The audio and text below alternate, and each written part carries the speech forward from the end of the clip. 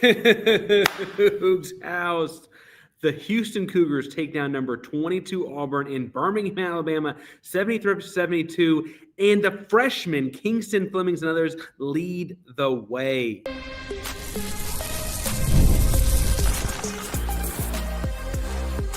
You are Locked On Cougs, your daily podcast on the Houston Cougars, part of the Locked On Podcast Network, your team every day.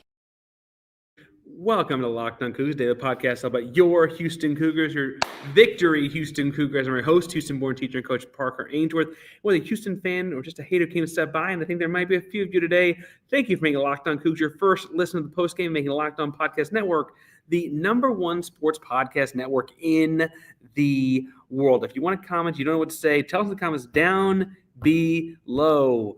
The most PG version of what you can say you said when that ball went out of bounds there at the end. Now, today's show is brought to you, who are even brought to you? But today's show is brought to you by Game Time, which is a great timing for Game Time. We'll be more on that fun later. Great place getting on the action this week with Houston hosting TCU in football. But my Lord, this is going to be a short, quick. I don't have a whole lot of time, but I can't not talk about Houston beating Auburn for a split second. We'll do more later. I actually have it queued up live for later tonight to breathe and talk about it more. Been at some service stuff here today, but oh my goodness, Houston holds on to beat Auburn in thrilling fashion. I can't believe that win the way it did. I can believe Houston won. I was predicting Houston win a close one. I thought that the Road Warrior Cougs from last year would show up.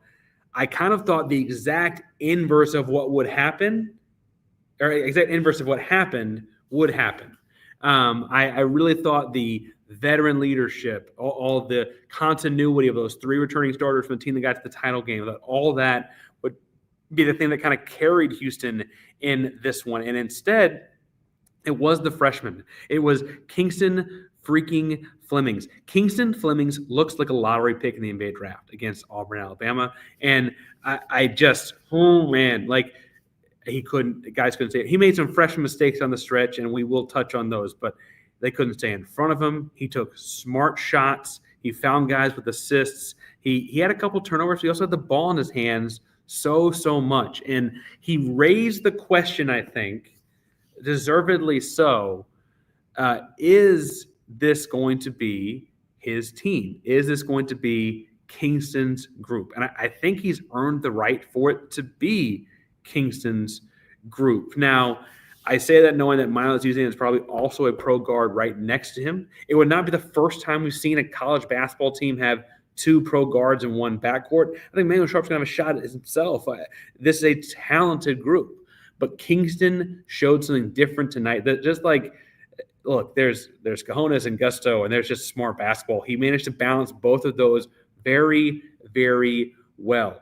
I think that you also want to talk about Chris Cenac having his highest scoring performance. And we talked earlier in the month, actually last week, about how Coach brought Chris Cenac out and called him the MVP of the team after a low-scoring performance.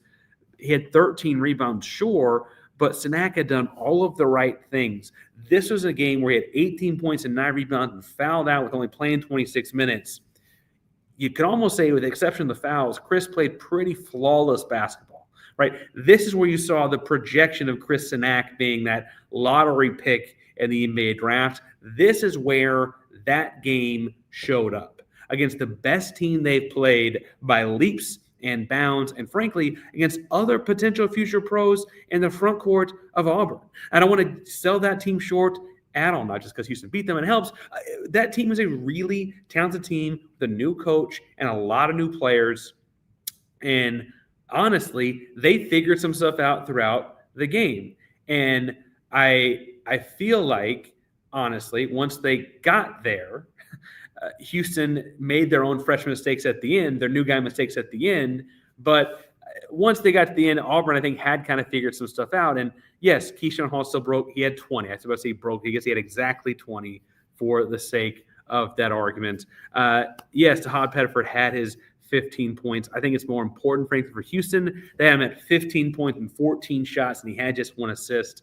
To me, that's a win defensively for Flemings and the defense covering covering up there. I guess Milos Uzan actually had the mark probably more often than not, but big day. You saw Houston play 9 guys in this one. Now, Emily Mercy did not play much. We found out before the game from Joseph Duarte that Cordell was not going to be able to go in this one. Houston went 9 deep, which is frankly more than I thought. I don't know if Tugler and Cenac had not been in foul trouble and if the Tigers had not been so big. I don't know how much Sacco plays.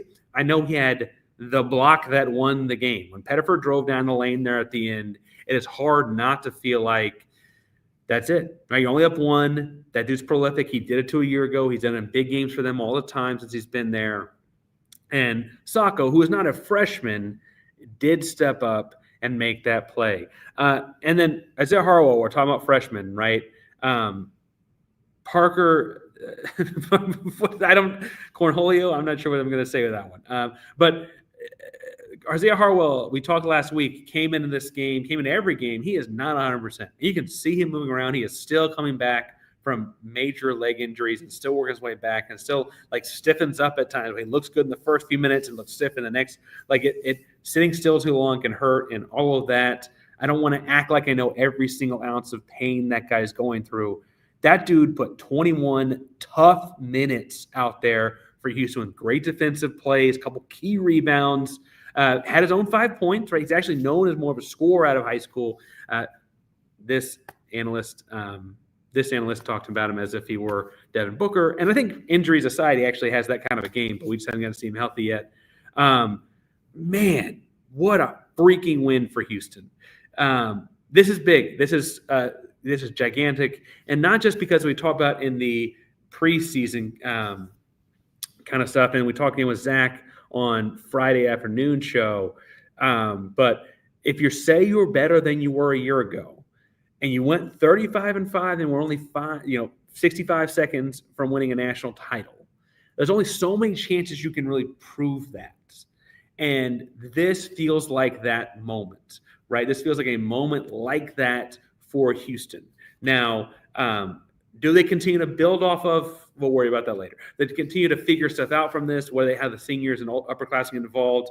We'll figure that later.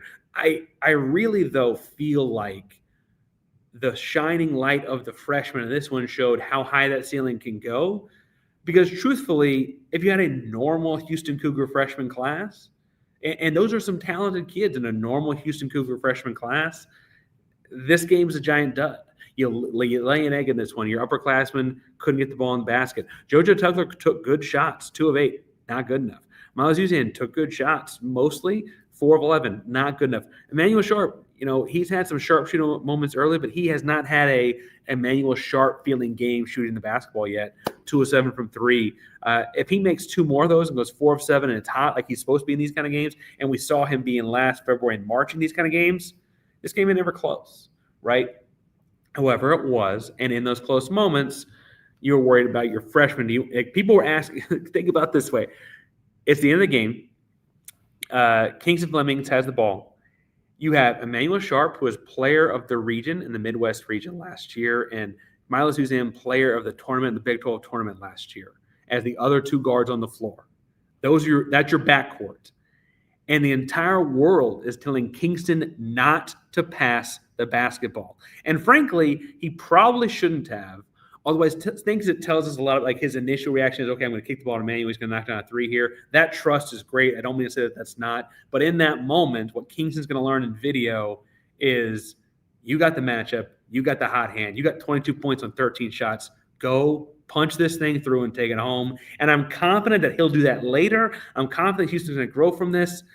And I'm so relieved. Relief because Houston built up a lead. You had guys foul out. It got dicey.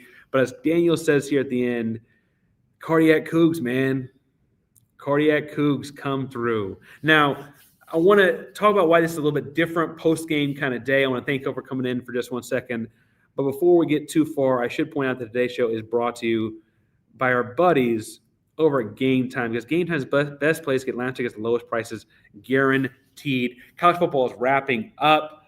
Couldn't be more excited about tailgates, rivalries, TCU coming through this weekend. There's just nothing like it.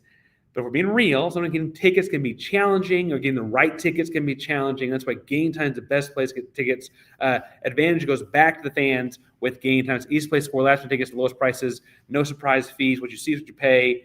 Game Time, you go and you can find tickets for less than $30 a pop in the lower bowl for Houston and TCU. Get a great seat. Wish these seniors out on a high note. It is a big-time season. Houston's 8-2. We're going to get 10 wins. 10 wins. Can they do that? Can you be in the stadium when it happens? Go to Game Time and get in on that action. Take the risk of buying college football tickets with Game Time.